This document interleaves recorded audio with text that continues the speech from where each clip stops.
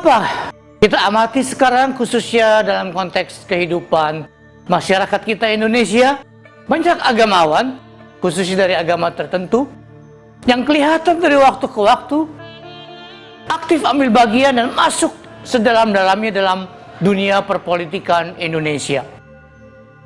Nah, kita bertanya, apakah ke depannya kecenderungan seperti ini akan positif untuk kesatuan dan persatuan bangsa kita sebagai negara yang besar, yang di dalamnya umat-umat beragama begitu beraneka ragam di dalam nama agamanya, ajaran-ajarannya, ritual-ritualnya, maupun penghayatan misi mereka. Pertama, kita harus ingat, di dalam setiap kitab suci dalam setiap agama, kitab suci itu muncul dari suatu konteks kehidupan sosial yang di dalamnya belum terjadi pemisahan kekuasaan politik dari kekuasaan agama atau sebaliknya. Nah, pada masa itu kita sebut sebagai masa teokratisme menjadi ciri pengelolaan kehidupan masyarakat.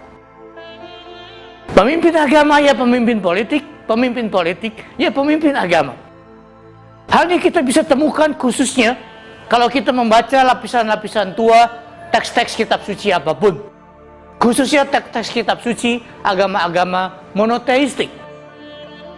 Teks-teks kitab suci tertentu misalnya dari 3 agama besar monoteistik, pada lapisan-lapisan yang belakangan mulai tampak praktek untuk memisahkan politik dari agama dan agama dari politik. Tapi pada teks-teks lapisan-lapisan tua, pemisahan seperti itu tidak ada. Nah, inilah konteks kelahiran kitab suci. Sekularisasi atau sekularisme belum dikenal. Nah, kalau teks-teks kitab suci yang seperti ini dilepaskan dari konteks zaman kuno dan diterapkan begitu saja pada zaman modern sekarang ini, dan khususnya di dalam masyarakat yang majemuk, maka tidak bisa dicegah lagi interpretasi yang literalistik, harfiah, dan melepaskan teks-teks dari konteks zaman lampau.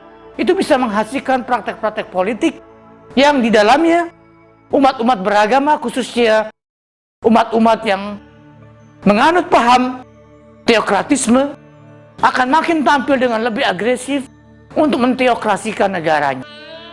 Nah, apa akibatnya?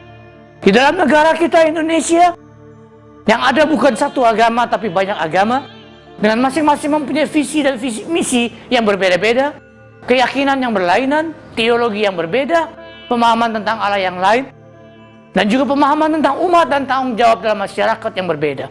Nah, akibatnya, kalau setiap agama berlomba-lomba menegakkan teokrasi, kita akan menghasilkan sebuah masyarakat yang terus-menerus diwarnai oleh benturan antar umat beragama dan kepincangan-kepincangan politik dalam bidang-bidang tertentu dan dalam seluruh kehidupan masyarakat dan bangsa kita.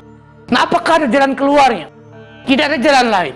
Negeri kita secara konstitusional adalah negara hukum yang dibangun dengan asas pemerintahan demokratis. Secara konstitusional dan legal, negara kita adalah negara demokratis dan bukan teokrasi. Nah, dalam negara demokrasi, kelompok-kelompok minoritas dan kelompok-kelompok mayoritas tidak diperlakukan berbeda, setara. Bahkan kelompok minoritas cenderung akan lebih dilindungi karena statusnya yang minoritas.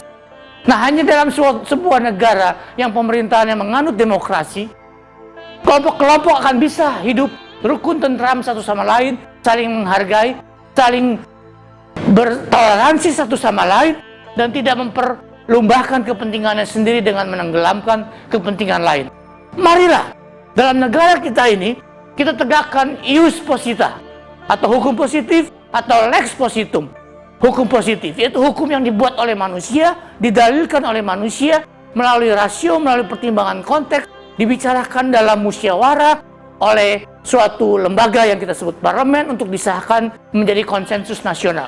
Hanya dengan hukum positif inilah kesatuan-persatuan bangsa kita akan bisa kita pertahankan kekal berdasarkan the rule of law, bukan berdasarkan the rule of God.